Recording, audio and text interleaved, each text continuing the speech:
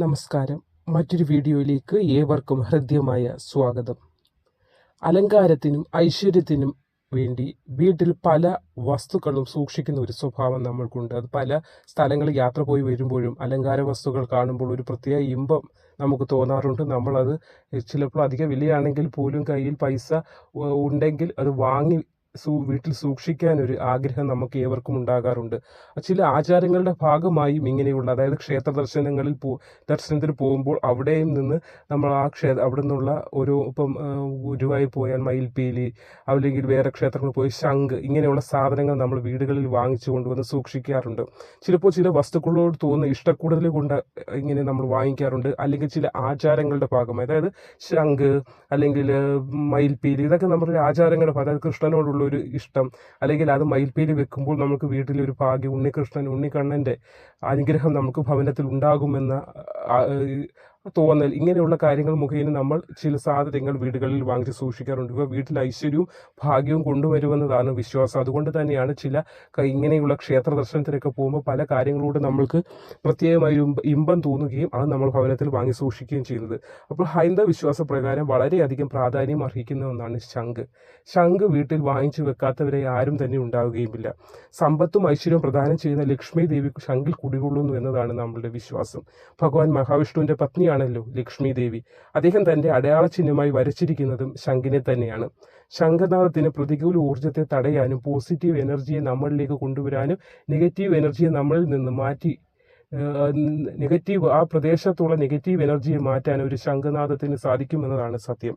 ഹിന്ദു പുരാണങ്ങളിലും ബുദ്ധമതങ്ങളിലും എല്ലാം വളരെയേറെ പ്രാധാന്യത്തോടെ പറയുന്ന ഒരു കാര്യമാണ് ശംഖനാദത്തിന്.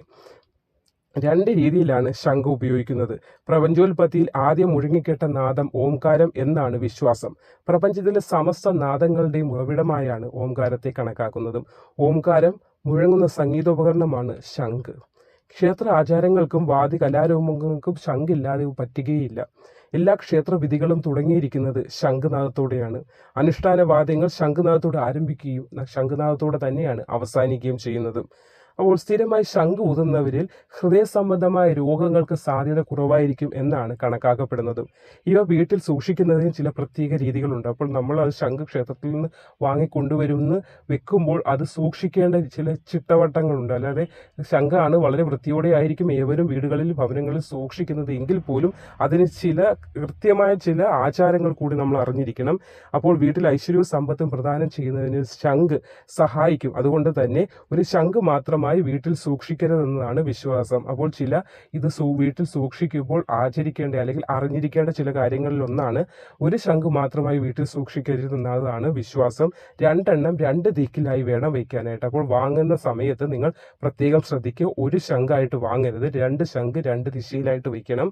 ദിവസവും രാവിലെയും വൈകിട്ടും കുടുംബാംഗങ്ങൾ ശംഖിനെ ആരാധിക്കുകയും ശംഖനാദം മുഴക്കുകയും ചെയ്യണം. വീട്ടിൽ മക്കളും ഉണ്ടെങ്കിൽ അവരോട് പറഞ്ഞ് ശംഖനാദം ഒന്നും മുഴക്കാതെ, ചിലപ്പോൾ അത് ചെയ്യാനായിട്ട് ആദ്യമൊക്കെ ഒരു പ്രയാസം വരും എങ്കിൽ പോലും അത് ശംഖനാദം മുഴക്കുന്നത് നിങ്ങളുടെ വീട്ടിൽ ഭവനത്തിലെ നെഗറ്റീവ് എനർജി, അതായത് ഭവനത്തിനെ ബാധിച്ചിരിക്കുന്ന നെഗറ്റീവ് എനർജി ദൂരെ കളയാനും പോസിറ്റീവ് എനർജി നിങ്ങളിലേക്ക് ആഗിരണം ചെയ്യാനും ഇത് സഹായിക്കും. ഊതാൻ ഉപയോഗിക്കുന്ന ശംഖിൽ ജലമോ പുഷ്പമോ മറ്റു പൂജാദ്രവ്യങ്ങളോ എടുക്കാൻ പാടുള്ളതല്ല. ഊതാൻ ഉപയോഗിക്കുന്ന ശംഖിൽ അങ്ങനെ ചെയ്യാൻ ഒരിക്കലും പാടുള്ളതല്ല. പൂജാ സമയങ്ങളിൽ മഞ്ഞ നിറത്തിലുള്ള തുണികളിലായിരിക്കണം ഇവ വെക്കേണ്ടത്. ഏതെങ്കിലും പൂജാവിധികൾ നടത്തുകയാണെങ്കിൽ ഭവനത്തിൽ പൂജ നടത്തുമ്പോഴും ഇതിനെ പ്രത്യേകമായി, അതായത് പവിത്രമായ രീതിയിൽ സൂക്ഷിക്കേണ്ട കടമ കൂടി നമ്മൾക്കുണ്ട്.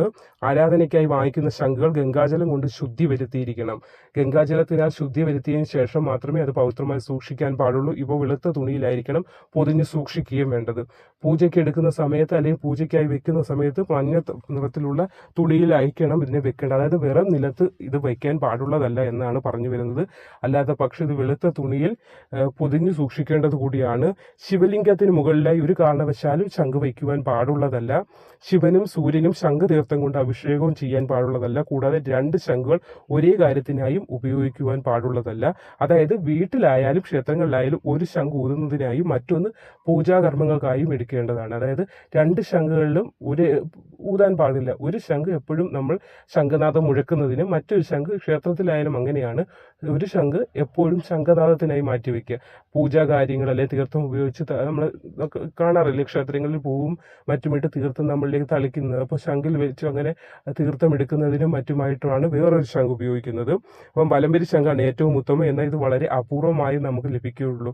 അതായത് ചില കടകളിലൊക്കെ പോകുമ്പോൾ നല്ല ശംഖാന്ന് പറഞ്ഞ് നമുക്ക് തരും. അപ്പോൾ നമുക്കതിനെ വലംവരി ശംഖ് അത് മാത്രമാണ് വളരെ ഉപയോഗമായിട്ടുള്ളത്. അപ്പോൾ അത് നോക്കിയെടുക്കാൻ സാധിക്കുകയാണെങ്കിൽ അത് വലിയ കാര്യമാണ്. വലിയ ഗുണകരമായ ഒരു മാറ്റം നിങ്ങളിലേക്ക് എത്തിക്കാൻ കൂടി ശംഖനാദം അല്ലെങ്കിൽ ശംഖ് വീട്ടിൽ സൂക്ഷിക്കുന്നത് മൂലം സാധിക്കുന്നതാണ്. പക്ഷേ ചില ആളുകൾ പറ്റിക്കപ്പെടാറുമുണ്ട്. എങ്കിലും അത് നോക്കിയെടുക്കാനുള്ള ചില അറിവില്ലായ്മ കൊണ്ടും അങ്ങനെ സംഭവിക്കാം.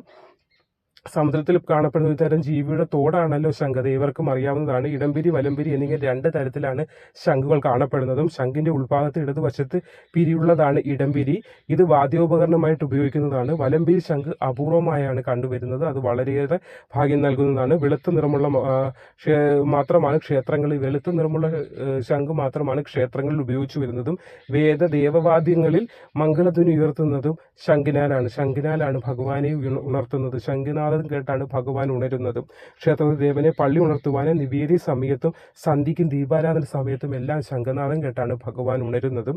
വലംവരി ശംഖ് സൂക്ഷിക്കേണ്ടത് പൂജാമുറിയിലാണ്. അത് സൂക്ഷിക്കുമ്പോൾ വളരെ പവിത്രമായി സൂക്ഷിക്കണം. അല്ലെങ്കിൽ വേറൊരാൾ കാണാൻ വേണ്ടി കൊണ്ടുവന്ന് നമ്മൾ ഒരു ഹോളിലോ മറ്റോ വെക്കേണ്ട ഒരു സാധനമല്ല ഇത്. അതിനാൽ വളരെ ഭവ്യതയോടുകൂടി വളരെ ഭക്തിയോടുകൂടി വലംവരി ശംഖ് സൂക്ഷിക്കേണ്ടത് പൂജാമുറിയിലാണ്. ദിവസവും ദർശിക്കുന്നത് തന്നെ വളരെ ഭാഗ്യമാണ്. അതായത് വിശേഷ ദിവസങ്ങൾ പൂജിക്കുന്നത് വളരെ ഐശ്വര്യപ്രദമാണ്. അതുപോലെ തന്നെ വലംവരി ശംഖ് അത് വളരെ കിട്ടുകയാണെങ്കിൽ അത് മഹാഭാഗ്യമെന്നും പറയേണ്ടു. അതിനെ ദിവസവും കാണാൻ പറ്റിയാൽ, അതിലൊന്ന് തൊട്ട് നമസ്കരിക്കാൻ പറ്റിയാൽ, തൊട്ട് വണങ്ങാൻ പറ്റിയാൽ അതിലേറെ മഹാഭാഗ്യമെന്ന് വേണം പറയാനായിട്ട്. അപ്പോൾ പൂജകൾക്ക് ഉപയോഗിക്കുന്ന ശംഖ് ഊതാൻ ഉപയോഗിക്കുന്ന ശംഖിനേക്കാൾ ഉയരത്തിൽ സൂക്ഷിക്കാനും ശ്രദ്ധിക്കണം. പൂജാവേളയിലും അല്ലാതെ ശംഖ് വെറും നിലത്ത് വെക്കുകയും വരുത്. ഒരിക്കലും ഒരു സാധനങ്ങളും വെറും നിലത്ത് വെക്കാൻ പാടില്ല. അതുപോലെ നാമം ജപിക്കാൻ ഇരിക്കുമ്പോഴും വെറും നിലത്ത് ഇരിക്കരുത്. ഒരു പായയോ അല്ലെങ്കിൽ ഒരു തടുക്ക് പോലെ എന്തെങ്കിലും ഒരു സാധനം ഇട്ടതിന് ശേഷം അതിന് മുകളിൽ മാത്രമേ ഇരിക്കാനായിട്ട് കൂടി നിങ്ങളൊന്ന് ശ്രദ്ധിക്കണം. ചില ആളുകളുണ്ട് വിളക്ക് കത്തിച്ച് പ്രാർത്ഥിക്കാനിരിക്കുമ്പോൾ വെറും നിലത്തിരിക്കുന്നത്. അത് വെറും നിലത്തിരിക്കുന്നത് ഒഴിവാക്കണം. അത് വളരെ ശുദ്ധിയോടുകൂടി എപ്പോഴും ഒരു പായ മാറ്റി വെക്കണം. നിങ്ങൾക്ക് പൂജാമുറിയിൽ വിളക്കിന് സമീപത്ത് ഒരു പായ വെച്ച് അതിലിരുന്ന് ഭവ്യതയോടുകൂടി മനസ്സർപ്പിച്ച് ഭഗവാനെ പ്രാർത്ഥിക്കേണ്ടതാണ്. അതുപോലെ ഈ ശംഖിന്റെ കാര്യം നമ്മളിപ്പോൾ പറഞ്ഞു വന്ന ശംഖിന്റെയാണ്. ശംഖും വെറും നിലത്ത് വെക്കരുത്. വെറും നിലത്ത് വെക്കാതെ ഞാൻ പറഞ്ഞ ഒരു വെള്ള തുണിയിൽ പൊതിഞ്ഞ് ആവശ്യം കഴിയുമ്പോൾ ഒരു പൊതിഞ്ഞ് മാറ്റി വെക്കണം. അല്ലാത്ത പക്ഷം പൂജയ്ക്ക് ഉപയോഗിക്കുമ്പോൾ ഒരു മഞ്ഞ പട്ടിനകത്ത് മഞ്ഞ നല്ല ഒരു വൃത്തിയുള്ളതായിരിക്കണം. അതിനകത്ത് വേണം ഇത് വയ്ക്കാനായിട്ട്. അപ്പോൾ ഇത് വാങ്ങിക്കാൻ നിങ്ങൾ എവിടെയെങ്കിലും ക്ഷേത്രങ്ങളിൽ പോകുമ്പോൾ ശംഖ് കാണുമ്പോൾ എല്ലാ ആളുകൾക്കും വാങ്ങണമെന്ന് ആഗ്രഹമുണ്ട്. പക്ഷേ വലംവരി ശംഖ് കിട്ടാൻ വളരെ പ്രയാസമാണ്. കിട്ടിക്കഴിഞ്ഞാലോ വളരെ ഭാഗ്യവുമാണ്. അപ്പോൾ ഇതിനെ എന്തും വാങ്ങിച്ച് വീട്ടിൽ കൊണ്ടുവരാനായിട്ട് വളരെ എളുപ്പമാണ്. പക്ഷേ അതിനെ എത്ര പവിത്രമായി നമ്മൾ സൂക്ഷിക്കുന്നു, അതിൽ നിന്നാണ് നമുക്ക് എനർജികൾ, പോസിറ്റീവും നെഗറ്റീവും എനർജികൾ ലഭിക്കുന്നത്. അപ്പോൾ വീട്ടിലുള്ള പോസിറ്റീവ് എനർജി നമ്മളിലേക്ക് എത്തിക്കാനും നമ്മളിലുള്ളതായിട്ടുള്ള അല്ലെങ്കിൽ ഭവനത്തെ ബാധിക്കുന്ന നെഗറ്റീവ് എനർജിയെ പുറത്തേക്ക് കളയാനും വേണ്ടിയാണ് നമ്മൾ നല്ല കാര്യങ്ങൾ ചെയ്യുന്നത്. അപ്പോൾ ആ പ്രവൃത്തി അത്രത്തോളം മഹത്വരമായി ചെയ്താൽ മാത്രമേ നമ്മൾ ആഗ്രഹിക്കുന്ന ഗുണങ്ങൾ കിട്ടുകയുള്ളൂ. അപ്പോൾ വീട്ടിൽ ശംഖുള്ളവരും ഒറ്റ ശംഖായിട്ട് വെച്ചിരിക്കുന്ന 2 ശംഖ് വാങ്ങിച്ച് വെക്കാനായിട്ട് ഒന്നുകൂടി ശ്രദ്ധിക്കേണ്ടതാണ്. ഒരു ശംഖ് പറ്റുമെങ്കിൽ മക്കളോട് പറഞ്ഞ് ശംഖനാദം ഒരു രാവിലെയോ അല്ലെങ്കിൽ വൈകുന്നേര സമയത്തോ ഒന്ന് ശംഖനാദം മുഴക്കുന്നതും വളരെ ഗുണങ്ങൾ നൽകുന്ന ഭഗവാന്റെ അതായത് ഇപ്പം നമ്മളൊരു പ്രദേശത്ത് നടന്നു പോകും, ഒരു പ്രത്യേക ഒരു നാമജപം അല്ലെങ്കിൽ ഒരു പ്രത്യേക ഒരു വാസനയൊക്കെ ഉള്ളപ്പോൾ നമ്മളുടെ ശ്രദ്ധ അങ്ങോട്ട് പോകാറില്ല. എന്ന് പറഞ്ഞതുപോലെ ഭഗവാന്റെ ഒരു ശ്രദ്ധ നിങ്ങളിലേക്ക് എത്താൻ ഈ ശംഖനാദം കൊണ്ട് സാധിക്കുന്നതാണ്. അപ്പോൾ ഏവർക്കും ഇന്നത്തെ വീഡിയോ ഇഷ്ടമായെന്ന് കരുതുന്നു. നമസ്കാരം.